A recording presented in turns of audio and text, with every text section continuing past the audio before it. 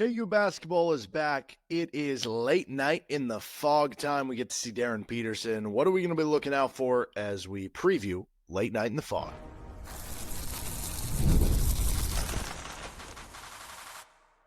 You are Locked On Jayhawks, your daily podcast on the Kansas Jayhawks. Part of the Locked On Podcast Network, your team every day.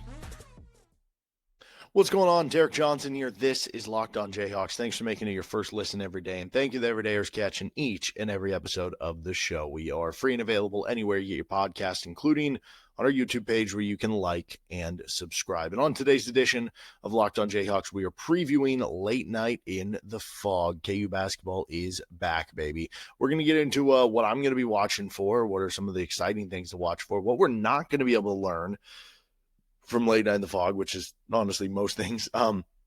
It doesn't matter. We're going to have fun and overreact anyway. And then we'll also get into a little KU women's basketball preview as well, because I think a very interesting team for Brandon Schneider this year, led by Samaya Nichols, who might be one of the best players in the country. Today's episode of Locked On Jayhawks is brought to you by FanDuel Sportsbook. Right now, new customers can bet just $5, and if your bet wins, you'll get $300 in bonus bets to use across the app. Download the app today with FanDuel. So late night in the Phog is happening Friday night in Lawrence, and I think just in general, it feels like it signals the beginning of basketball season. This year, I don't know if it's happening later on the calendar, or it's just like the season has moved up, but it does feel like it is later into the offseason. Like it feels like it is so much closer to the start of the season, I guess, the best way of putting it, because I know it's not the start of the season until, November 3rd or something like that, but you have two exhibition games before them, and one of the exhibition games is a big-time game. You're playing at Louisville. Louisville is going to be one of the top 25 teams in the country. You could make an argument Louisville has the best backcourt in the country. That's going to be a really tough game. It's going to be a really fun game. We're going to learn a lot from KU, and that is next Friday. So we're only a week away from that, so this late night in the Phog feels like it is closer to everything just kind of happening. Obviously, the number one storyline, the one thing that I'm watching, the number one thing that you're watching, the number one thing that everybody's going to be watching in this is Darryn Peterson. Darryn Peterson is the show. Darryn Peterson is the guy that everybody wants to see. And you're not going to learn, is he going to be an All-American in this game?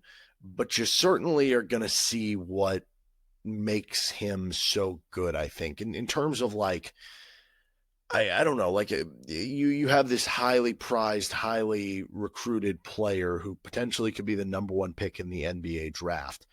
When you get those level of players, you cherish them and you kind of notice it in any setting. It could be a practice, it could be a game, it could be this situation, which is, I guess, kind of a mix of both.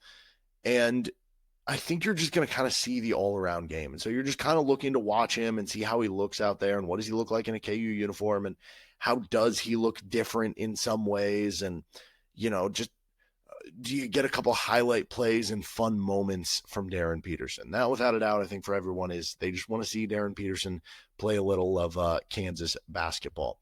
The other thing that I'm really looking forward to this, and I guess we'll wait and see, but typically in some of the years past, as part of the ESPN3 broadcast, or I'd assume that's what they're doing again for this, for the scrimmage, but they've had Bill Self on the microphone. So they've had like Brian Haney, Greg Gurley calling the game, and then they've had Bill Self come in and just kind of interview with them, answer questions, provide a little color commentary here and there for the game. And it is amazing when he does it because you get a lot of good insights, you get a lot of good information from Bill Self in those settings, in that situation.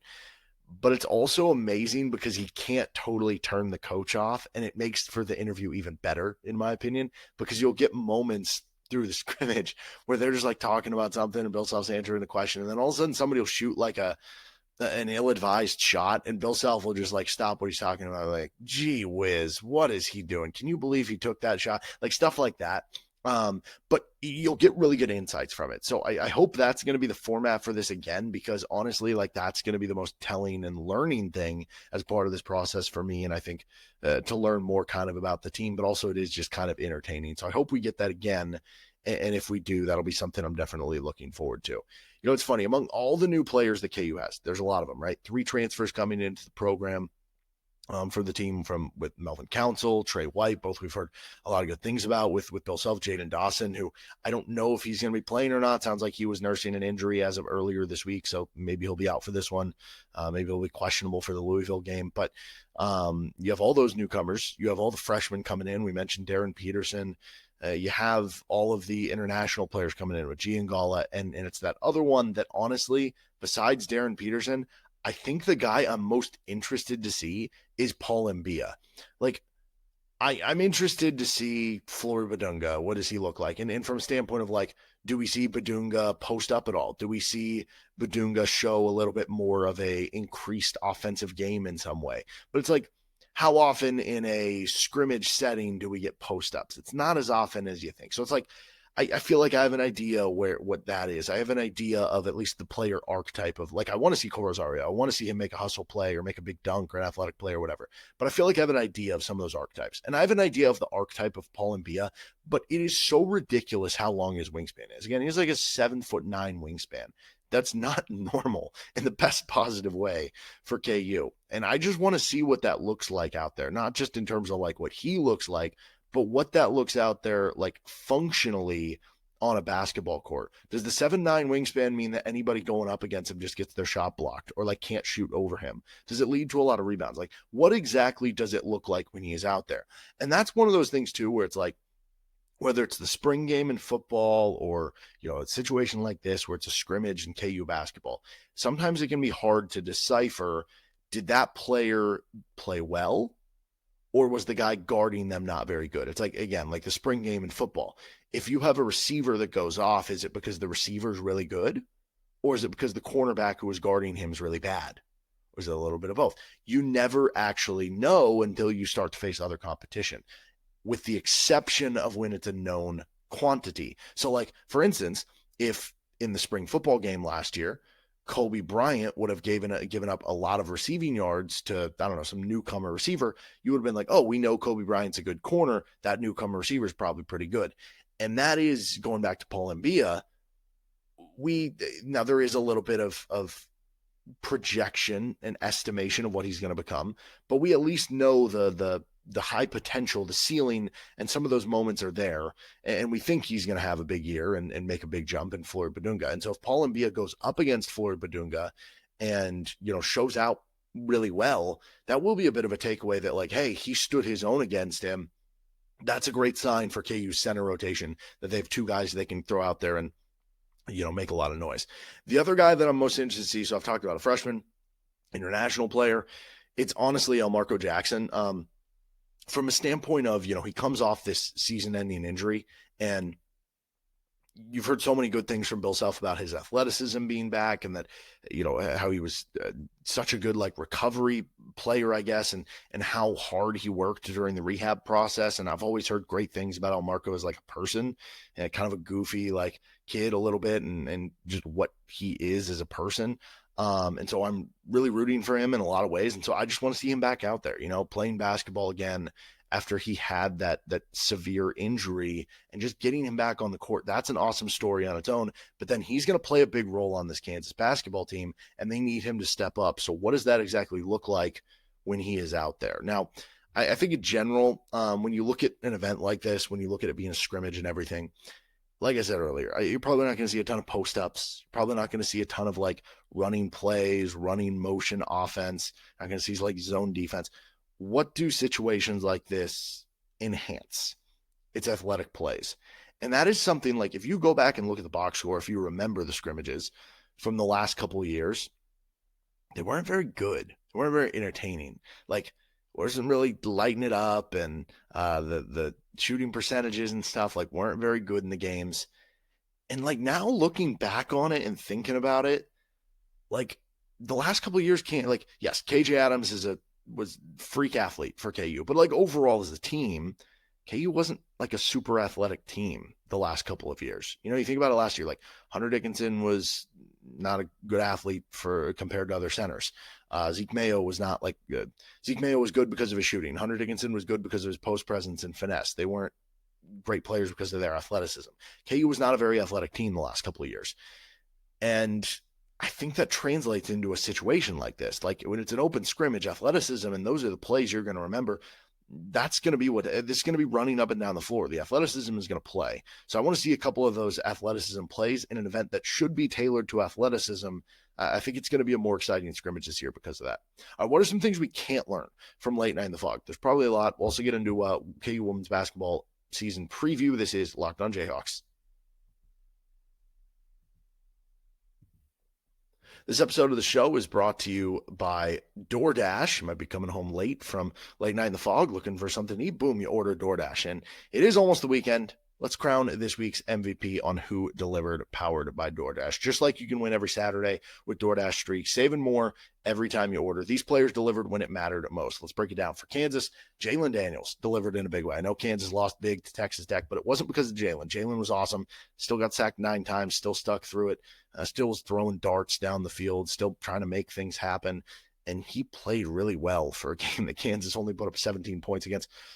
Probably is the best defensive line in the country. And just like Jaylen Daniels delivered for Kansas and has been all season long, DoorDash delivers your Saturdays. With DoorDash Streaks, you save every Saturday you order. Stack it up all season. You could save up to $250, including $100 in DoorDash credits. Order this Saturday. Keep your streak alive. Fuel your game day only with DoorDash. Terms apply. Promo period through November 18th. This episode is also brought to you by Supply House. When the opening whistle blows on a new repair, get your crew moving forward with Supply House. Order today and see parts on your doorstep tomorrow. Over 280,000 plumbing, HVAC, and electrical items from the most trusted brands in the business. Their real-time inventory and honest lead times keep you from punting projects, while their industry-leading customer service always has your blind side covered. Their Trademaster perks like priority shipping and dedicated support make the whole process smoother. Join the free Trademaster program today and score serious perks like priority shipping, lower prices, and a dedicated support line. Visit supplyhouse.com to sign up for free and use promo code SHCollege5 for 5% off your first order. That's supplyhouse.com. Real people, real service with Supply House. Thanks for joining us on this episode of Locked On Jayhawks. You can give us a follow at DJohnsonRadio at LO_Jayhawks. Also check out Locked On College Basketball for your second listen every day. So I think there's a lot I'm excited to see and maybe that we can learn at least a little bit from late night. But there's also going to be a lot of stuff we can't exactly learn from. And one of those is if they're a good three-point shooting team or not. First of all, you go back, and I was mentioning the box scores. There's been some ugly three-point shooting games in this late night in the Phog event. And sometimes that's indicative of where they are. Sometimes it's not. But regardless, KU could go 10 of 20 as a team, the two sides combined, from 3 in this game. It's a 1-game sample size with a random inter-squad scrimmage. That doesn't mean they're going to be a great three-point shooting team. On the flip side, they could go 2 for 20, and that doesn't mean they're a bad three-point shooting team. Now, certainly you'd rather them go 10 of 20. That would give you at least a small data point to be like, hey, there was at least one good shooting output for this team. You know, again, that makes you feel better than 0 for 30, for instance. But regardless of how it goes, it's not going to be fully indicative or a fact of like, oh, that's what this team is shooting all season long because of how this one went. I think who's winning like competition battles or starting lineup battles or rotation battles, that's not really something you're going to find out either, because this isn't a situation where, again, like an exhibition game where you do have your starting lineup, where you do have, hey, who's first off the bench, who's playing these minutes. And maybe in an exhibition game, especially when you think of the ones that KU plays against the D2 schools, whether it's, you know, Fort Hays State this year or like in some other years, whether you're, you know, playing against Washburn or whatever. Some of those minutes get more balanced out because if you're blowing them out and then you're trying different things. And so those end up being a little bit more equal throughout. But this one is just not at all like that because you're splitting up your own team into 2 teams. And so you're going to have some starters on one team, some starters on another team. You're going to have some rotation guys on one team, some rotation guys on another team. And yeah, if one, you know, guy beats another who they play the same position on a couple possessions, okay, maybe you can take at least a little bit from that. But even then, it's like, is that going to be the deciding factor of why Bill Self starts this guy over that guy or gives this guy more minutes over that guy? No, probably not. It's probably going to be all the practices that they have leading up to the exhibition game against Louisville. And then it's going to be the performance in an actual like game pressure setting against Louisville and the next exhibition. So I don't really think you'll have a good idea. Like, if that's the other thing, you're not going to have an idea of, oh, because this guy's the fifth starter on the blue team versus this guy being the fifth starter on the crimson team, he's going to play this many minutes. No, you can't really figure that out from this. I also think like this is kind of in that same subject, but you can't really figure out the roles of these specific players. I do think there is a little bit, like, even if we talk about, hey, this player's role is to be 3-point shooter, or this player's role is to be primary defensive stopper, this player's role is to do this or that. I do think even for us saying that from the playing perspective, probably a lot of the players are still developing that early in the season. And it probably takes some time to figure that stuff out, especially with a newer team. You're certainly not going to have it in late night in the Phog, where again, you're splitting your teams up in different directions. But it is a little bit less of like, hey, this is going to be your role on the team. Just go shoot threes and defend, or go shoot threes and get rebounds, or go get, rebounds and block shots or whatever. That's your role. In this event, that's not the case. It's out the window. It's like, hey, we're just playing pickup basketball to a certain extent. Like, if I want to grab and go as the center, I'm going to do it. And then in game, you do that, Bill Self's going to pull you. It's just very different situations and not an exact measure of what role you're going to be playing at KU. But that doesn't mean we can't at least, view some of the things you do well or you look good at and kind of, profile that into, hey, this would be the role that you should play. You're a good 3-point shooter, so do that. You're a good defender, so do that. You're athletic, so go in transition, whatever it is, right? And then the last one is, I guess you could actually learn about this a bit in theory, something we mentioned earlier. I just don't expect it, given the format, would be the post-up scoring. It would be great to see Floyd Badunga have 3 post-ups in this game and, score a hook shot, score on like a drop step and, I don't know, a fadeaway jumper or something like that. It'd be great to see what he can do, or pass out of a double team in the post or something. Are they going to be doubling in this event? I don't know. That probably won't happen. So that's one less thing you can kind of take away from this too. But like, how often are you really going to get the ball in the post in this game? Most of the buckets that are scored by, Badunga or Mbiya are probably going to be dunks. They're going to be alley-oops. They're going to be offensive rebound putbacks. That would just be my assumption, or I don't know, something kind of similar to that. And even then, even if we're talking like, oh, because you get 3 post-ups, again, you're talking small sample size.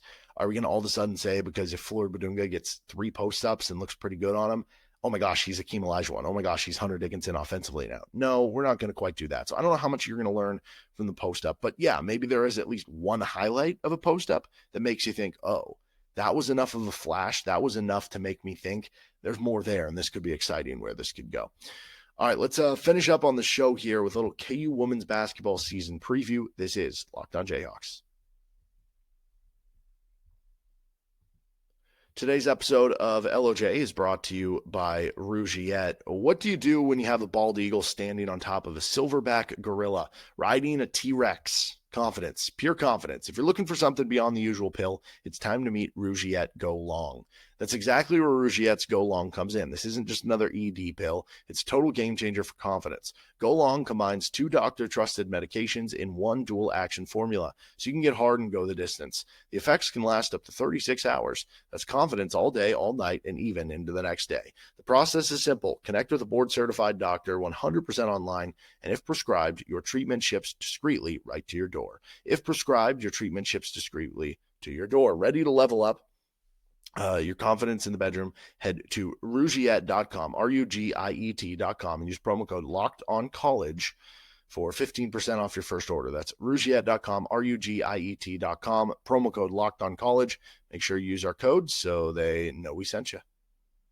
This episode of the show is also brought to you by FanDuel Sportsbook, where you can get Darryn Peterson 10-1 odds to win the Wooden Award in the preseason. Plus, the NFL season's here. College football season is here. We got NHL season going on. NBA's right around the corner. And we got MLB playoffs going on. You only get so many Octobers in your life. Well, right now, new customers can bet $5 and get $300 in bonus bets if you win to use on October and then November after that.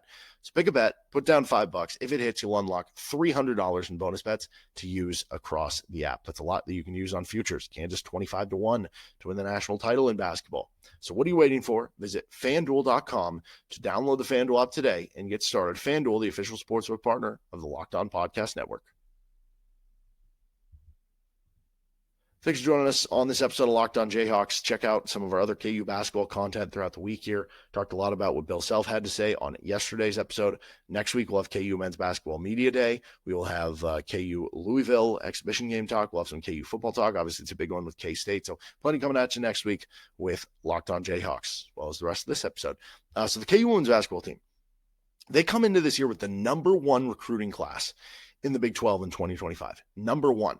And you could make the argument that they are going to have, one of the best players in the country too. And Samaya Nichols now entering year 3 as a junior. So you combine number one and number one, that should be a pretty good combo for KU. But they were picked 6th in the Big 12 preseason poll, which last year Iowa State finished 7th in the Big 12. There were 3 teams tied 4th through 6th.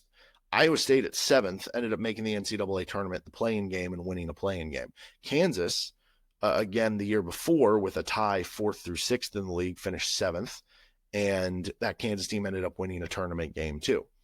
And so you look at this, and being picked 6th is like, if you finish where you're picked here, that probably means you're an NCAA tournament team with a chance to win an NCAA tournament game. Well, I think that would be a great season for KU, and would also set them up that if you can get that level of experience this year, and then you look to the year after that when this number one recruiting class would then be sophomores and Samaya Nichols would be a senior, that's when you could really have that kind of big breakout season. But Nichols leads the way. She was first team all Big 12 last year, 18.6 points per game on 46-38 splits. So 46 from the field, 38 from 3. Really good there. 4.7 assists per game. She is one of the best players in the sport. And honestly, the,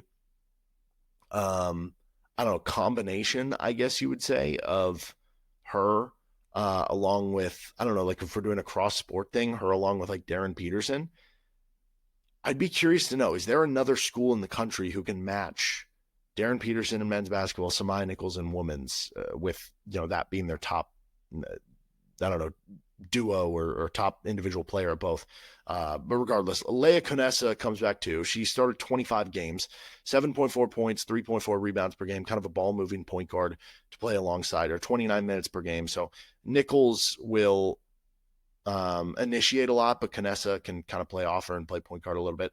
Then you've got an all freshman pick turning into a sophomore in Reagan Williams, 9 points per game last season. And if she can take a jump forward, if Samaya Nichols takes a jump forward, Leah Conessa takes a jump forward, and you get that number one recruiting class to really start making, impacts right away, similar to how Samaya Nichols did her first year at Kansas, how Reagan Williams did her first year at Kansas, you're going to be cooking with something. So these are the freshmen to kind of watch out for. Jaliyah Davis, I don't know if it's Jaliyah, she is KU's highest rated recruit since 2007. She was a McDonald's All-American, and we've seen the success that, again, Samaya Nichols has had. Well, guess what? Davis was ranked higher than her as an incoming recruit. That's big time. Then you have a 4-star in Tatiana Brown. She could get real run at center for KU, which they've kind of been trying to figure out since losing Tiana Jackson. Libby Fandel was Miss Iowa basketball. She was 5 points shy of 2,000 in her career, so like she can make an impact right away. Keely Parks is a 2-time Gatorade State Player of the Year as well.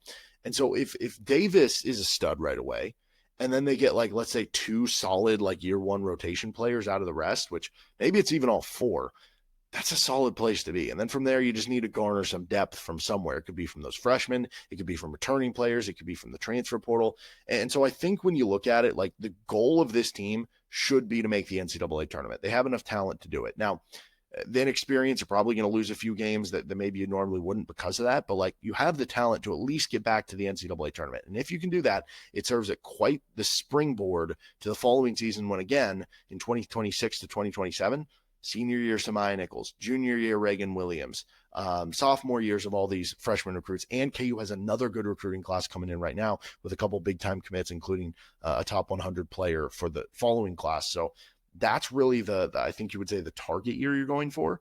But to set yourself best up and get the best experience and get that winning culture going, I think it's important to get back to the NCAA tournament this year. But I think they have the talent to do just that. All right, that'll do it for this episode of Locked On Jayhawks. You can find our show anywhere you get your podcast, including on our YouTube page where you can like and subscribe to the show. We'll be back for a postcast of Late Night in the Phog for KU basketball later. See you then on LOJ.